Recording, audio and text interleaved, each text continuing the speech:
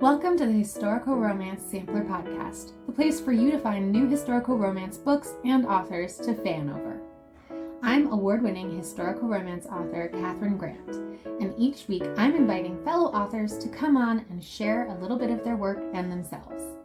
They'll read a sample of one of their books, and then I'm going to ask them a bunch of questions. By the end of the episode, you'll have a sense of what they write and who they are. Hopefully, you and I both will have something new to read. So what are we waiting for? Let's get into this week's episode.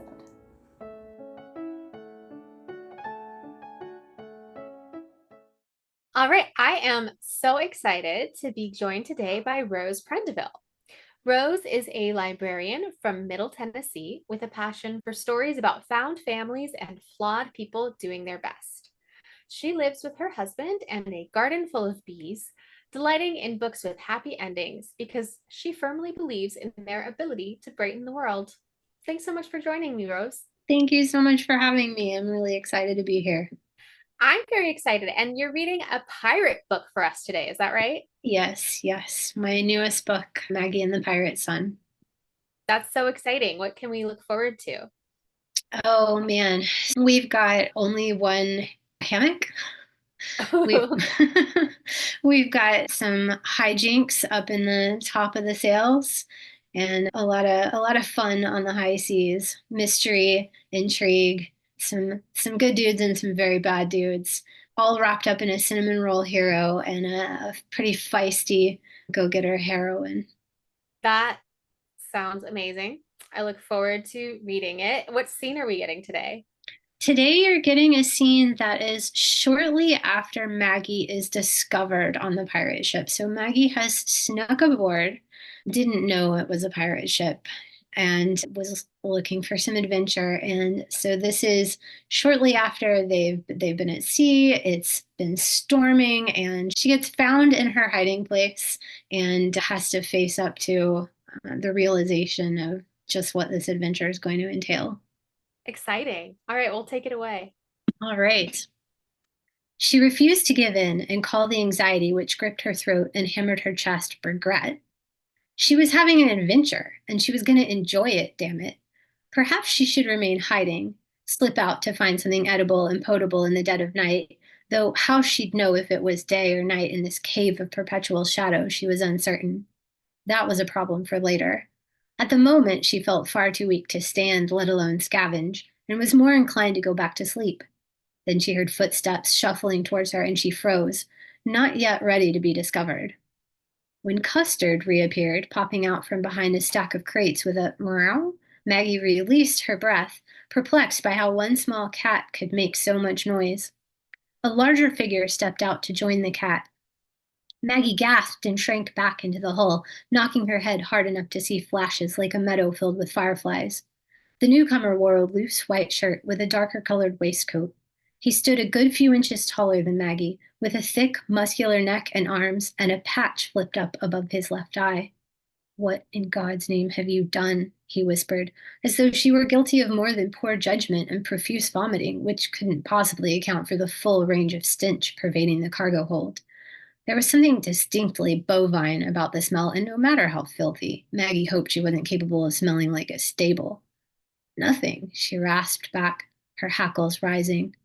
Not enjoying the way he towered over her, Maggie pushed herself up the wall to standing, though her legs felt weak and wobbly, and her head began to swim.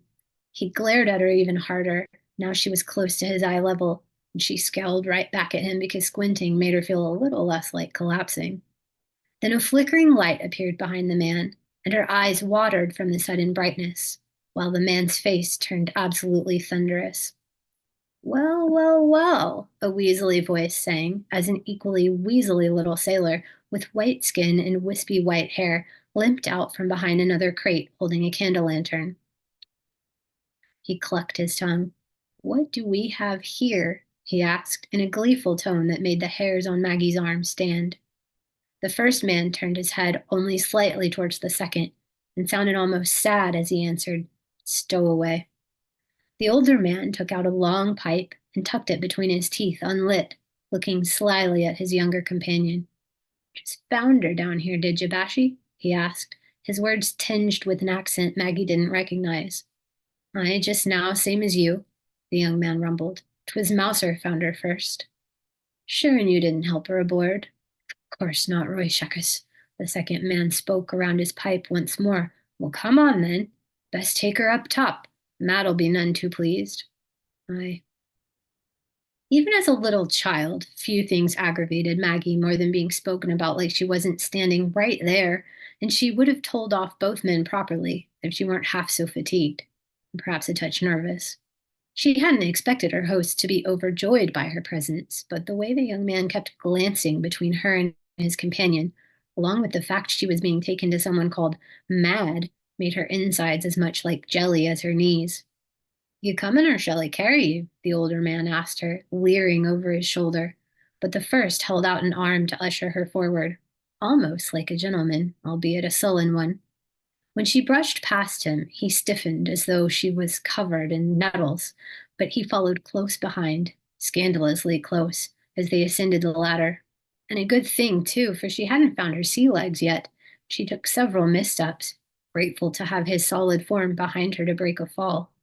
He kept his hands at her hips to steady her, all propriety left behind on the Orkney shore.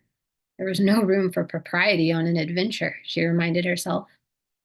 Once on deck, she shut her eyes tight against the blinding sunlight and gasped in great lungfuls of the crisp ocean air, tangy with brine, as she reached for the nearest solid object she could lean against, a mast pole. His left eye now covered by the leather patch, the young man guided her with a firm grip on her upper arm to the far railing where she could lean casually, or vomit over the side should the need arise. The sailor who had climbed up ahead of Maggie roused the other men, directing their attention towards her until she had quite a crowd gawking. Turning away from the hungry, leering faces, she blinked in awe at the square sails hanging limp and torn after the storm. What's all this? The deep, bassy murmur came from a tall black man. He stepped close to her, but our young captor just shook his head once and peered sternly down at Maggie. Nav? Another sailor asked, coming out of the crowd to scan Maggie with warm, curious eyes. This one was as white and fair as Maggie's sister Ellen, or would have been if he wasn't burnt to a crispy, painful-looking red. No wonder their mother always fussed about bonnets. She'd never seen so many varied faces or heard so many different accented words in her life. As the men drew closer, she suddenly realized quite how foolishly precarious her situation was, and this time she felt only gratitude when the young man who had discovered her moved between her and the rest of the men. Don't say a word, he whispered, for her ears only. The crowd parted as a tall gentleman who could only be the captain strode forward. He wore an impressive tricorn hat of brown leather, a gold earring, and a long black coat with a row of brass buttons. His mouth curved ever so slightly on the left side as he studied her from top to bottom, and Maggie shivered, shrinking back against the railing. What did you think was going to happen? She could hear her cousin's words spoken in exasperation, each time one of Maggie's impulsive notions had resulted in a cut lip or scraped knee. Only this time, Jory wasn't there to take care of her. Maggie was very much alone. Bugger, bugger, bugger. When Bash had first discovered the girl hiding amongst the cargo, he tried to convince himself she was a ghost. He'd heard tales aplenty of apparitions, despite never seeing one himself. Eyeless, mouthless bastards were supposedly condemned to wander the lonely seas after having been murdered. Women, green with algae, were said to scream their misery in the dead of night. The girl was certainly pale enough, though he'd never heard of ships acquiring new hauntings after decades at sea, nor to his knowledge had there ever been a living woman aboard the Revenge. And while she looked a bit unkempt and sickly, there was nothing of the tormented soul in her lovely face. No, for now she was very much alive, more's the pity. As they had stared at each other for that split second before the bloody Dutchman interrupted them, his mind flew through possible courses of action that wouldn't result in either of them being keelhauled. A way to hide her until he could put her on a bloody boat back to bloody Scotland. Then the damn cook sidled up like he'd known she was there all along and was just waiting for someone else to find her so he wouldn't get the blame. Now the vultures were circling, and it would be a miracle if Bash could save either of their skins. A woman, the captain said, stepping up to examine her, his lips curving into a wolfish smirk. With one long finger, he tilted her chin up, forcing her to meet his gaze. Where did you come from? Inverness, she said in a husky whisper. By way of Orkney, sir. At least the silly girl recognized the captain's authority. In the sunlight, it was plain her lips were dry and cracking, her eyes a bit sunken. Had she drunk a drop since coming aboard? She must be dangerously thirsty. Inverness, by way of Orkney, Mad repeated, stepping back from her a pace. Welcome aboard old Farron's Revenge, madam, he added, gesturing around them. She blinked back at him. Bash could almost see her mind working as she realized it was no ordinary merchant ship, not with a name like Revenge. She licked those poor, parched lips while the captain scrutinized his pirate crew. Who brought a woman aboard my ship? Mad demanded, his voice soft but cold as chert. Ooh, what an exciting moment for us to end. I can't wait to find out how are they going to get out of this? It's going to be a challenge. Yeah, well, that was very exciting, and I have many questions about pirates for you. But first, we're going to take a quick break for our sponsors. The Historical Romance Sampler Podcast is a proud affiliate of Libro.fm. Libro.fm is a really cool audiobook retailer that offers the same selection of audiobooks at the same price that you would find at that other really big audiobook retailer. But instead of sending your money to a giant monopoly, your money with your purchase of Libro.fm audiobooks goes back to the local bookstore of your choice. That way you can purchase audiobooks, but still support your local literary community. Also cool is their Kiss Club, which features romance audiobooks on sale every month. If you're ready to sign up for Libro.fm, I've got a good deal for you. Using the code HISTORICAL, as in Historical Romance Sampler, sign up for a new membership and get 3 audiobooks for the price of 1. Check out the link in my show notes if you want more information. And now, back to the episode. Well, I am back with Rose Prendeville, who just read us a sample from her recent release, Maggie and the Pirate's Son. And there was a lot of really fun stuff happening in that scene. Like there was so much pirate life details, like even the long pipe, like it's just bursting with these pirate details. And then also it's so tense because, what's going to happen. So first, before we get into the pirate details, I do want to ask, I feel like in older historicals, there was a more common trope of stowaway heroines, and I feel like it's like gone away for a little bit, and you're bringing it back. Were there any specific stowaway stories that you had in mind as you were drafting this? I was trying to avoid doing anything that I specifically remembered kind of having been done before. I honestly first started writing it because I had the title, Maggie and the Pirate's Son, popped into my head, and I didn't have a story. And I sat down to write. I was like, it's time to write this book. I either need to come up with a new title or I'm going to write a pirate book.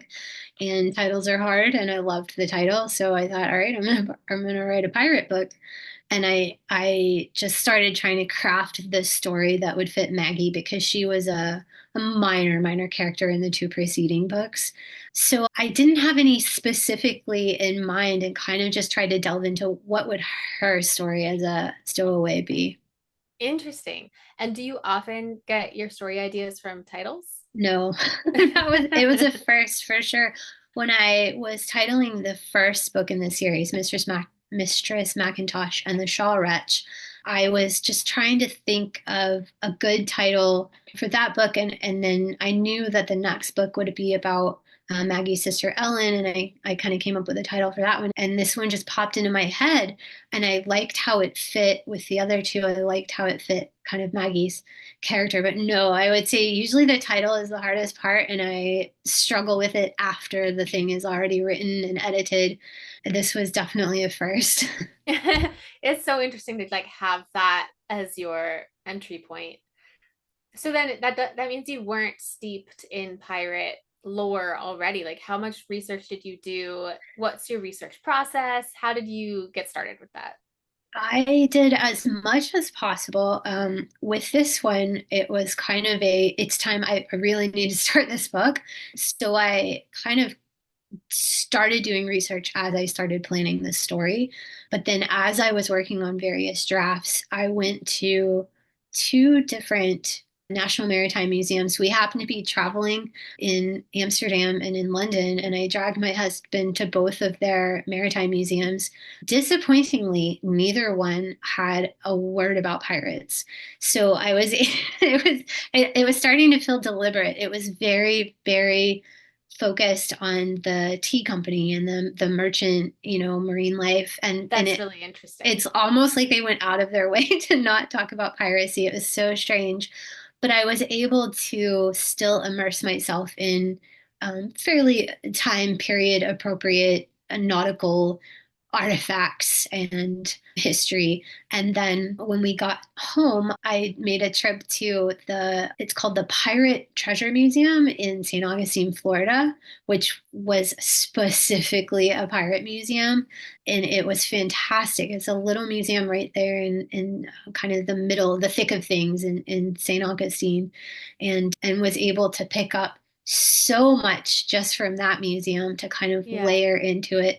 And other than that, lots of research, looking up historical documents as much as I could, kind of as I would come across something, looking up, is this realistic? There's lots of great web resources, particularly in history for kids, that talk about pirate lingo and life aboard a pirate ship. And some of it's kind of lower level, and some of it is really just very fascinating. So I layered in as much as I possibly could. That's so interesting. And that kind of explains the Dutchman. I thought that was a very interesting choice to have a Dutchman. So I understand now. I was like, oh, is that a reference to the Flying Dutchman?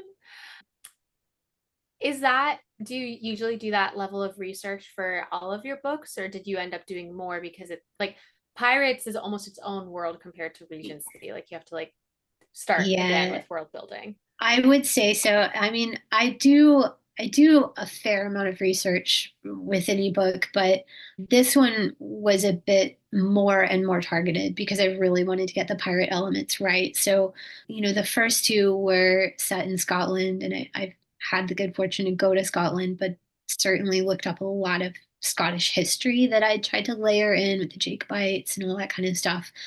But this was kind of a whole nother level of, the language and the history. And this book is set right at the tail end of the golden age of piracy, and that is almost a theme of the book.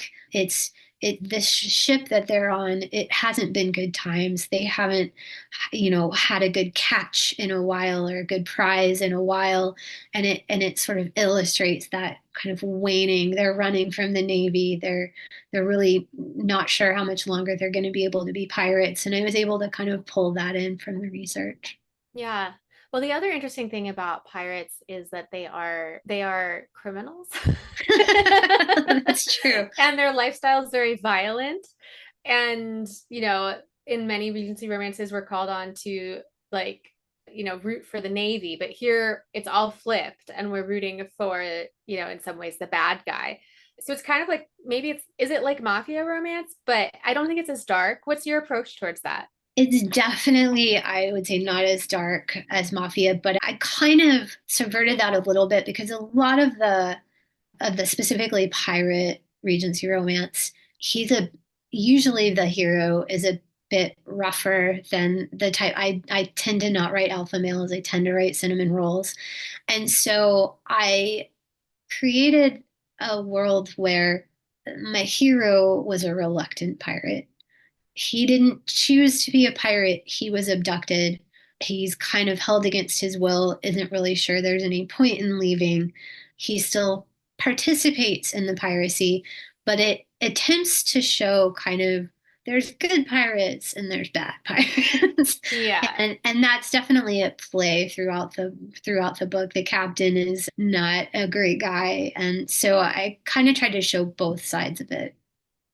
Yeah. Well, that will make for a really interesting read. It Gotta was a love a lot of morally fun to write. complex cast of characters. Absolutely. Absolutely. And so in your bio, you mentioned that you love writing stories of found families. Yes. Can you speak to, are you aware of what about that really scratches your id or gets you imagining things? Oh, that's such a good question. It really goes back to being a young adult, and I was actually reading kind of young adult literature where that would come together, where you'd have this sort of disparate group. Melina Marcato is really fantastic at that, bringing together this kind of disparate group, and they just become really reliant on each other. And I, growing up, my family was really spread out. So my immediate family lived near me, obviously lived in the same house as me, but the whole rest of my family was very spread out. So while I loved them and had a relationship with them, I didn't see them all the time. And I think I filled that out with close friends who kind of became that secondary family to me. And I just love that idea of um, choosing your people and finding acceptance um, with people around you who choose you. And I love putting that into my stories. Yeah, there's something about the choice element of it that makes it even Yeah, more powerful in some ways. absolutely. Yeah. And I read that you were trying to go to space camp and got diagnosed with scoliosis. First of all, did you end up going to space camp? Oh yes. So I actually went to space camp twice as a young teenager, and funny enough, I just went last month to an adult sort of space camp that was it's an astronomy workshop for writers to teach you kind of the groundwork, the basic. It was almost like astronomy 101 crammed into a week, but just with us, and it was all writers, various types of writers, and then these astronomers, astronomy professors, and fantastic. So yes, That's I have gotten to go amazing. to space. Yes, yeah. My only reference for space camp is Mary Kate and Ashley go to space camp in one of their videos, I which definitely reveals how watched old I that. am. No, I definitely watched that as a kid for sure. Yeah. So, but the other part of that story is that you got diagnosed with scoliosis and you ended up having surgery for that. Yeah. And so I imagine there's some adversity there, dealing with surgery as a young person in general. Do you feel like that shows up in your writing? That's a really good question. It probably does subconsciously. I think at the time when I was going through it and experiencing it, I didn't really think so much about it that way. I was a teenager, I was in high school, and I wanted to be as not different as possible. So I was initially supposed to have surgery actually the summer before my freshman year, and it would have been a slightly bigger ordeal than it ended up being. Because the science progressed so much just in the 3 years, I ended up having it at the beginning of my senior year of high school. And I was really, really lucky with where I went to school. You know, they just kind of enfolded me and like took care of me and helped me get caught up on classes that I missed. So there were certainly academic elements of it that were challenging, but I had a lot of help. I think that adversity kind of began to come later as there were things I realized I couldn't do. Even in high school, really, I obviously I wanted to be an astronaut, and there was a moment in the car with my mom where she had said, "Listen, with your back, there's no way you're going to the Air Force Academy. Like you need a plan B." And it's funny for me now to think about me doing because I'm just such a different person. Like, was I tough enough to have survived that, even the scoliosis aside? I don't know. It was a different time. But I said, fine, then I'll become a writer and I'll write about it. And I actually haven't really written a sci-fi or written a space story yet. I have some stuff but in terms of, it's been more as I feel like I've realized it more as I've gotten older. There were certainly always things I couldn't do, but even now, my husband and I were in our 40s, and he's just now starting to hit the like, oh, you turn 40 and suddenly like your knee doesn't work anymore, whatever. It's like a lot of the things he's experiencing, I didn't know that everyone didn't experience that all the time because I've had those aches and pains and soreness and stiffness and difficulties since I was 13 years old. And so it's kind of this evolving realization of ways that things may have been different or harder that I didn't even realize. And I've just kind of gotten on with it. Yeah. Well, it's very interesting to me that you were like, okay, I'm not going to be an astronaut. I'll write about it instead. And now you've veered into historical romance. How did that happen? For a long time, I was trying to write young adult. And well, I was writing young adult, let's say. And the last young adult book that I wrote actually was set at a fictional space camp, but I never ended up doing anything with it. And I was kind of in a place where I was struggling to balance work and writing, and I wasn't having as much fun with my writing as I would have liked to have been. And I was watching something with my husband, and it was had a romance element, and I was like, I just love love. Why don't I write this? And he was like, why don't you write this?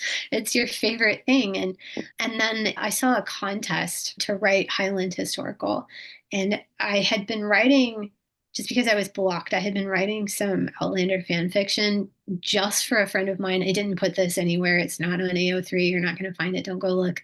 But I was just writing it for a friend of mine because that was the only thing I could seem to write. I was very stuck. And she said, stop what you're doing immediately and go write Highland romance. And I didn't think that I could. I thought, there's no way. That's a lot of research. I don't have the, background. But it was fun. And so when I saw that there was this contest, I thought I'm gonna try it. And it was the most fun I had had writing in years. And then I kind of realized historical romance is my favorite thing to read.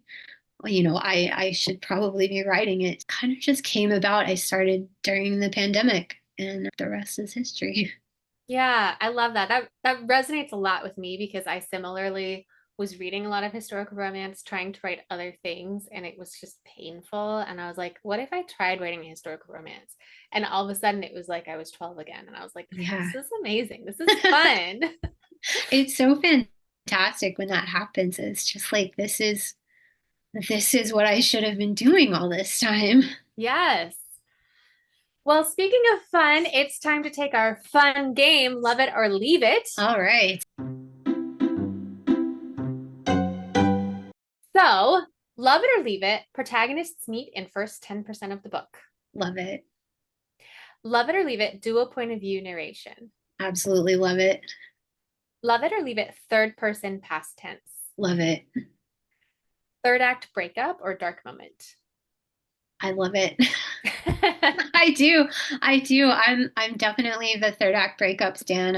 I know a lot of people hate it, but I think I won't be mad if there's not one in something I'm reading, but I think there's much value and drama in it.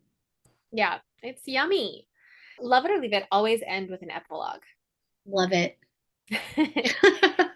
How about share research in your author's note? I love that too. All right. And are there any romance rules I didn't ask about that you break or play with? No, I mean, you didn't ask about the happily ever after, but I will not break that. I kind of assume, I have never asked anyone about that because I kind of am assuming that if you identify as a historical romance author, that you're not gonna toy with that too much. Yeah, no, definitely not. No, but it was funny because, you gave me that list ahead of time and I looked down and I was like, I wouldn't leave any of these. I love them all. I know, they're so good. They're They what are. makes historical romance so fun to read and They write. really are. They really are. Yeah. They're my Well, thank favorite. you so much, Rose. This has been fantastic. I've loved talking to you. Where can our listeners find more about you and your books? Thank you so much for having me on. My website, roseprendeville.com, everything's definitely there. I'm on Instagram more than I ought to be. I'm on Threads. I'm still sticking around on Twitter occasionally and Facebook. I'm on all the things. I'm not so much on TikTok. I have an account, but yeah, mostly Instagram. So. All right. And are your books exclusive to Kindle or are they wide? They are not. They are wide. They are available everywhere. Awesome. Well, thank you again. I've really enjoyed talking historical romance, pirates, and Mary Kate and Ashley. Thank you so much for having me. It's a blast. That's it for this week. Check out the show notes where I put links for my guests, myself, and the podcast. Until next week, happy reading.